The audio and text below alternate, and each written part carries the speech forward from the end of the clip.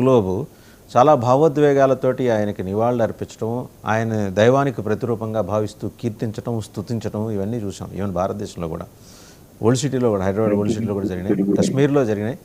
So ఈ సంఘటనల నేపథ్యంలో మళ్ళీ ఆ Islamic Revolutionary Guards Corps IRGS బలపడే సూచన కానీ ప్రమాదం కానీ కనిపిస్తుందా? ఒకవేళ అదే జరిగితే మొసాద్ కానీ CIA కానీ వాళ్ళ దగ్గర ఏమన్నా నెక్స్ట్ ప్లాన్ యాక్షన్ ఏమైనా ఉందా? పత్రి గారు, మీకు కోపాయిలెస్ కి మీ ప్రేక్షకులందరికీ నా నమస్కారాలండి. మ్యూట్లో ఉన్నారు సార్, అన్మ్యూట్ చేసుకోండి. గిరిధర్ గారు మీరు మ్యూట్లో ఉన్నారు, అన్మ్యూట్ చేసుకోండి. మ్యూట్లో ఉన్నారు. అన్మ్యూట్ లోనే ఉన్నానండి. ఇప్పుడు ఓకే సార్, ఇప్పుడు వినిపిస్తుంది. మీ అందరికీ నమస్కారాలండి. సో మనకు ఇప్పుడు యాక్చువల్గా మౌలికంగా చూస్తే కనుక అమెరికాను ఇజ్రాయెల్ ఇద్దరు కలిసి మాక్సిమం అటాక్స్ చేయడానికి సిద్ధం పడ్డారు. కాబట్టి టాప్ లీడర్షిప్ ని ఆల్రెడీ ఎలిమినేట్ చేశారు. నెక్స్ట్ లెవెల్ లీడర్షిప్ కూడా టార్గెట్ చేస్తున్నారు. కాబట్టి ఇంకా ఈ రోజు కూడా చాలా అటాక్స్ జరగబోతున్నాయి ఇరాన్ మీద, తెహరాన్ మీద, తర్వాత ఇతరత్ర ప్రాంతాల్లో అంతా కూడాను. సో క్రమేపీ వాళ్ళ లీడర్షిప్ ని ఎలిమినేట్ చేస్తే కనుక ఆటోమేటిక్ గా రెజిమ్ కొలాప్స్ అవుతుంది అన్నది ఒక సిద్ధాంతం అన్నది. ఆ యాంగిల్లో వాళ్ళిద్దరు కూడా ప్రయత్నాలు చేస్తున్నారు. కానీ గతంలో కూడా మనం చూసాం చాలా ఇష్యూస్ లో లీడర్షిప్ ని ఎలిమినేట్ చేసినంత మాత్రాన రెజిమ్ చేంజ్ అవ్వదు. సపోజ్ అది కనుక రాచరికం అనుకోండి, రాజు కుటుంబ పాలన అయితే కనుక ఆ కుటుంబానికి సంబంధించిన వ్యక్తులను చంపేస్తే ఈజీగా అక్కడ సత్తా మార్చేయచ్చు, మనం పొలిటికల్ చేంజ్ తీసుకురావచ్చు. కానీ ఇక్కడ అటువంటిది కాదు, రెజీమ్ ఇది. రెజీమ్లో ఏమవుతుందంటే ఖమెనీ పోయిన తర్వాత ఖమెనీ కొడుకు అవ్వాల్సిన రూల్ లేదు మనకి, కాబట్టి ఇంకెవరో వస్తారు. కాబట్టి అటువంటి రెజీమ్స్ చేంజ్ చేయడం అంత సులువైన విషయం కాదు అది. కానీ అదొక అప్రోచ్ వీళ్ళు తీసుకున్నారు ఇజ్రాయెల్, USA. చూద్దాం మరి దానికి రిజల్ట్ ఎలా వస్తుందో చూద్దాం. సో ఎలిమినేట్ చేసుకుంటూ వెళ్తున్నారు ఎవరెవరు కమాండ్ స్ట్రక్చర్ లో ఉన్నారో, ఈవెన్ మిడ్ లెవెల్లో, లో లెవెల్ అందరినీ ఎలిమినేట్ చేసుకుంటూ వెళ్తున్నారు. సో ఇది ఓకే. సో అది జరుగుతుంది. ఈ రోజు కూడా ఇంకా దాడులు జరుగుతాయని నేను అనుకుంటున్నాను. IRGC అంటారా? IRGCకి గతంలో ఖాసిం సులేమానీని చంపారు. డొనాల్డ్ ట్రంప్ గతసారి ప్రెసిడెంట్ గా ఉన్నప్పుడే ఖాసిం సులేమానీని చంపాడు ఆయన. తర్వాత ఎవరో ప్రత్యామ్నాయం వచ్చారు, ఇప్పుడు వాళ్ళ కమాండర్ కూడా ఎలిమినేట్ చేశారు, ఇంకెవరో టేక్ ఓవర్ చేస్తారు. ఇవన్నీ ఏంటంటే ప్రోటోకాల్స్ ఉంటాయి వాళ్ళకి. ఒకరు పోయినంత మాత్రాన అది కంప్లీట్ గా నాశనం అవుతుందని అనుకోవడానికి వీల్లేదు. కానీ IRGCకి సపోర్ట్ స్ట్రక్చర్ అంతా ఖమెనీ నుంచి వచ్చింది. ఈరోజు ఖమెనీ లేడు. ఖమెనీ లేకపోయేసరికి దానికి వాళ్ళని గైడ్ చేసి వాళ్ళకి ఇన్స్ట్రక్షన్స్ ఇచ్చేవాళ్ళు ఎవరు అనేది పెద్ద ప్రశ్న.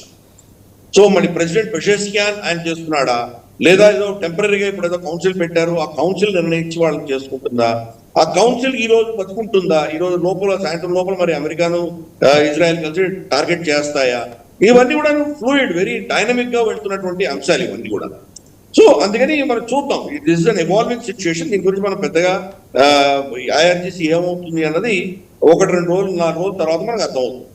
IRGCను ఇరానియన్ ఫోర్సెస్ యొక్క ఆలోచన దృక్పథం ఏంటంటే, రాబోయే 4-5 రోజులు కనుక వాళ్ళు తట్టుకోగలిగితే ఏదో విధంగా అమెరికా మీద ఒత్తిడి వస్తుంది, అమెరికా ఇజ్రాయెల్ ఇద్దరు ఆపేయవలసిన పరిస్థితి వస్తుంది. ఎందుకంటే already Brent crude oil $75 touch అయింది. 1 year హైయెస్ట్ రేట్ ఇప్పుడే టచ్ అయింది.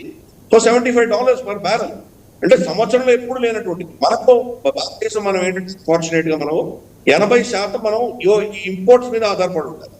ఒకవేళ ధరలు కనుక $10 పెరిగితే కనుక మన GDPలో 0.5% మనకు దెబ్బతవుతుంది. కాబట్టి ఇటువంటివి అన్ని దేశాలు అదే పరిస్థితి. ఈవెన్ చైనా మనకంటే దారుణం. చైనా కూడా 80% ఇక్కడి నుంచే తీసుకువెళ్ళాలి. కాబట్టి వాళ్ళు అమెరికా నుంచి తక్కువ కొంటారు. ఈ అంశాల దృష్ట్యా ఎవరో వచ్చి ఈ యుద్ధాన్ని ఆపేస్తారు అన్నది వాళ్ళ ఈక్వేషన్. ఒక 4-5 రోజుల నుంచి వారం లోపు దాటకుండా యుద్ధం ఆగిపోవాలి, అది వాళ్ళ ఈక్వేషన్ లో వాళ్ళు ప్లాన్ చేసుకుంటున్నారు. ఈ వారం రోజులు ఎలా బతకాలి, ఎలా సర్వైవ్ అవ్వాలనేది IRGC ప్లానింగ్ రైట్ నౌ. కానీ వాళ్ళు వాళ్ళకు ఉన్నటువంటి శక్తి అంతా కూడాను వాళ్ళు మాక్సిమం సైకలాజికల్ నేరేటివ్ ఇంపాక్ట్ కోసమే చూస్తున్నారు. నిజంగా అమెరికా ఇజ్రాయెల్ మొదట తట్టుకొని నిలబడగలిగిన క్షమత వాళ్ళకి లేదు. ఎందుకంటే వీళ్ళ వెపన్ సిస్టమ్ కావచ్చు, ఇన్ఫాక్ట్ ఈ రోజు వాళ్ళ ఎయిర్ ఫోర్స్ మొత్తం నాశనం అయిపోయింది. వాళ్ళ నేవీ కూడా ఆల్మోస్ట్ 40-50% ధ్వంసం చేశారు.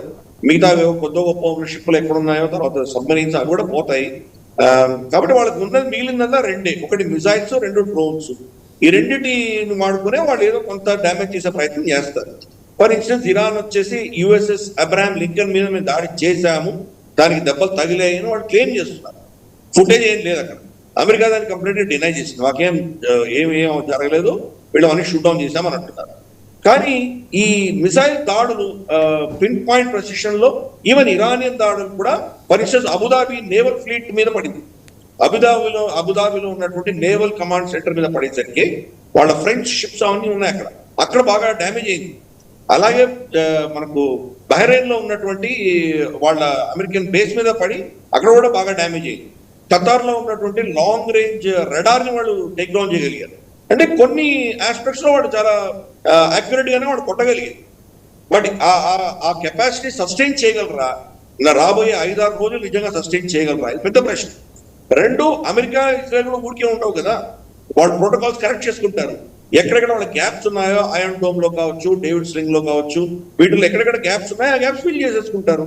బహుశా ఈ రోజు రేపటికి వచ్చేసరికి దాన్ని వాళ్ళు టార్గెట్ చేసి దాన్ని ప్రొటెక్ట్ చేసుకోగలరు. అంతేకాదు ఎక్కడి నుంచి ఈ అటాక్స్ జరుగుతున్నాయో ఆ సైలోస్ ని, ఆ ప్రాంతాన్ని వీళ్ళు శానిటైజ్ చేసి అక్కడ మధ్య బాంబింగ్ చేయొచ్చు వాళ్ళు. కాబట్టి ఇవన్నీ కూడా ఎమర్జింగ్ సిచ్యుయేషన్స్ కింద మనం భావించాలి. రాబోయే 1-2 రోజుల్లో ఏ దిశగా వెళ్తుందో చూడాలి. అక్కడ రెజిమ్ కొలాప్స్ అవుతుందా అంటే అంత సులువుగా కొలాప్స్ అవ్వదు. ప్రత్యామ్నాయాలు వస్తాయి. ఐఆర్జీసీకి కమాండ్ ఎవరో వస్తారు, పొలిటికల్ కమాండ్ కూడా వేరే వస్తారు. కొన్ని డ్యామేజ్, కొంతవరకు డ్యామేజ్ చేయడానికి ప్రయత్నం అయితే ఇజ్రాయెల్ తప్పకుండా చేస్తుంది, ఇరాన్ తప్పకుండా చేస్తుంది. ఇజ్రాయెల్లో నార్త్ ఇజ్రాయెల్ ఎస్పెషల్లీ కొంత డ్యామేజ్ అయినట్టు మనకు అర్థం అవుతుంది. అలాగే మనకు యూఏఈలో ఈరోజు వాళ్ళు మాక్సిమం వాళ్ళ రెవెన్యూస్ అన్ని కూడాను ట్రాఫిక్, మనకు ఇంటర్నేషనల్ ట్రాఫిక్ ఆధారంగా ఉంటుంది. వాళ్ళకు టూరిజం ఒక ఎత్తు అయితే, ఎక్కువ ట్రాన్సిట్, దుబాయ్ నుంచి ట్రాన్సిట్ చేసి వెళ్తుంటారు కాబట్టి వాళ్ళ మొత్తం ఫ్లైట్ అంతా కూడా అవుట్ అయింది. కాబట్టి వాళ్ళు ఎందుకు ఊరుకుంటారు, వాళ్ళకు కూడా ఒక లిమిట్ ఉంటుంది కదా, వాళ్ళ ఎకానమీ అంత దెబ్బతింటే వాళ్ళు కూడా ఊరుకోరు కదా. సో ఇది ఇప్పుడు ఈ డెవలపింగ్ స్టోరీస్ లో ఇరాన్ ని టాసిట్ గా సమర్థన ఇస్తున్నటువంటి దేశాలు కూడా ఈ రోజు ఇరాన్ కి వ్యతిరేకంగా నిలబడేటువంటి పరిస్థితులు వస్తున్నాయి. అందుకని చూద్దాం, ఎమర్జింగ్ సిచ్యువేషన్, మనకు కొంత క్లారిటీ వచ్చే అవకాశాలు. పాపారావు గారు, నిన్న గనక చూస్తే ఇరాన్ ఫార్మర్ ప్రెసిడెంట్ని కూడా నిన్న హతం చేసినట్టు ప్రకటించారు. సో ఈయన కూడా ఈక్వల్లీ ఖమేనీతో సమానమైన ఇజ్రాయెల్ అమెరికా వ్యతిరేకత ప్రదర్శించిన వాడే. ఆయనైతే క్యాన్సర్ అన్నాడు, ఇంకోటి అన్నాడు. ఈయన కూడా అంతే, ఈయన యాక్షన్లో ఎక్కువ పార్టిసిపేట్ చేశారు. సో అంటే మొత్తంగా వాళ్ళ క్లైమేట్